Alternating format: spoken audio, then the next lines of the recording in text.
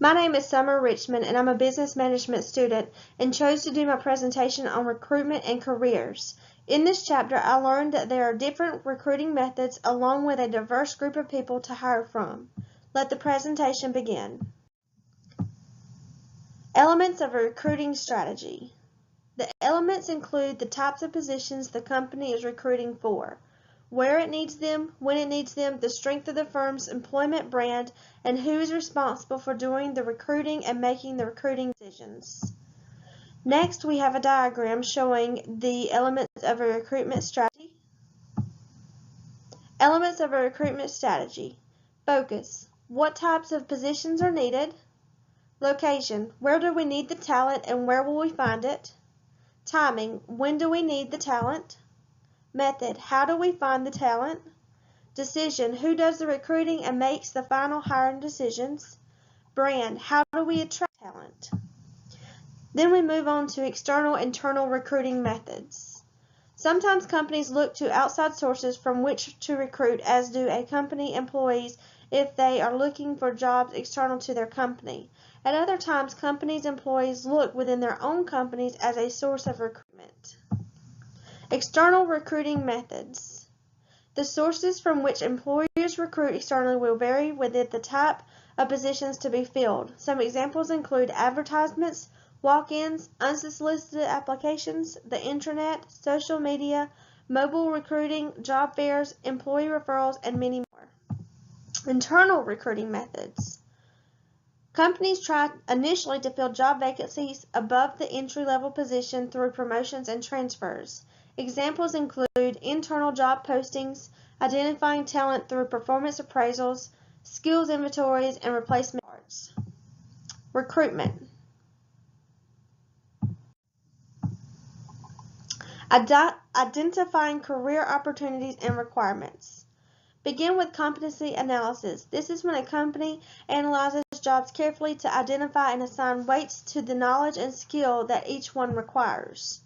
Identify job progressions and career paths. Job progressions is the hierarchy of jobs that a new employer might experience, ranging a starting job to a job that is successful and requires more knowledge and/or skills. With advancement in a company, this allows employees to follow what career path they are most interested in. Identifying career opportunities and requirements. Track employees' career stages. Review a person's skill, knowledge, abilities, and attitudes, as well as career aspirations change with age and maturity. So you'll start out with stage 1, which is when you prepare for work. That's ages 0 to 25. Stage 2 is organizational entry. That's 18 through 25. Stage 3, early career. That's ages 25 through 40.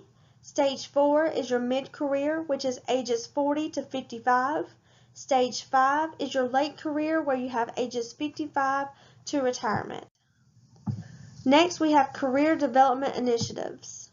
Make sure employees know what is expected of them throughout their careers with the organization. Give the employees the opportunity to transfer to other office locations both domestically and internationally. Provide a clear and thorough succession plan to employees. Encourage employees to perform well by rewarding and recognizing them.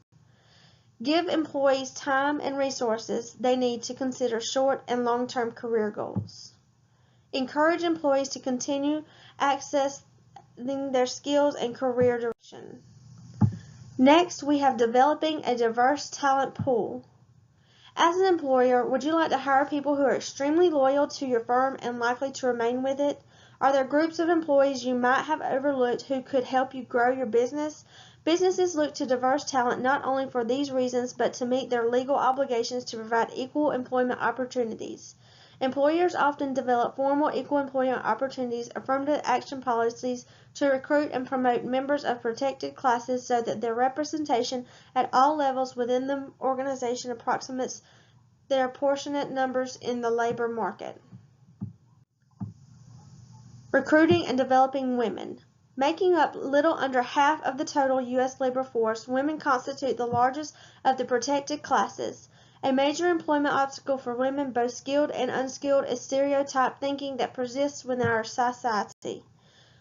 Women have traditionally been at a disadvantage because they have not been a part of the so-called Good Old Boys Network. The Good Old Boys Network is an informal network of interpersonal relationships that has traditionally provided a way for senior male members of the organization to pass along news of advancement opportunities and other career tips to junior male members as we recommend them.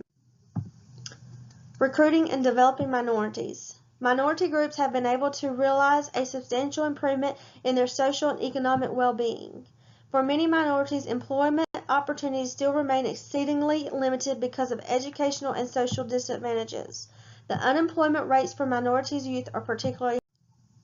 Recruiting the disabled. The greatest number of impairments are hearing, vision, or back-related. The Americans with Disabilities Act of 1990 and the amendment to it require employers to provide reasonable accommodations to people with disabilities. This includes people with serious chronic ailments such as diabetes, epilepsy, intellectual disabilities, multiple sclerosis, muscular dystrophy, cancer, and many other impairments. Recruiting veterans. The federal government has recently begun requiring businesses to set a goal of having 8% of their employees be veterans.